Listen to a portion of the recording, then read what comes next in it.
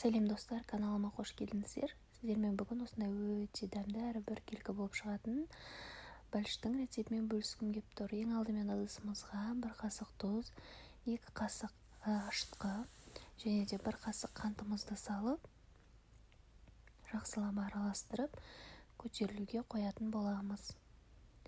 Ол арада картопты салмасын дайындаймыз. Мен кешегі картопты пайдалана салдым. Сіздер де солай пайдаланып жүрсеңіздер болады.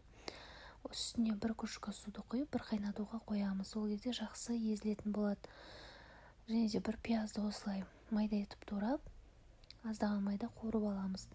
Сол кезде салмамыз дәмді болып шығады. Жаңағы көтерілген қопсықтың үстіне осылай ұнымызды салып, ерітілген маргаринімізді салып, жұмсақ қамыр илейтін боламыз. Қамыр қатты болып қалмау керек. Сол кезде жақсы көтерілетін болады. Осылай барлығын жақсылап араластырып, көтерілуге қоямыз. Ол орайда міне картопымыз дайын болды. Үстіне пиязды қуырылған, қара бұрыш және тұзымызды салып, жақсылап араластырып, салмасын дайындап аламыз. Көтерілген қамырымызды осылай қолымызда аздаған маймен майлап алып, қамыр жабыспау үшін осылай біркелкі формаларда бөліп шығатын боламыз. Және де аздаған уақытқа тұндырып қоямыз. Тынған қамырды осылай қолмен жайып шығатын боламыз. Міндетті түрде қолмен жайып шығыңыздар.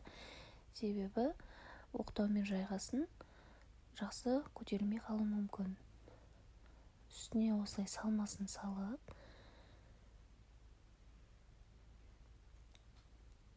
қамырларымызды түйіп шығатын боламыз.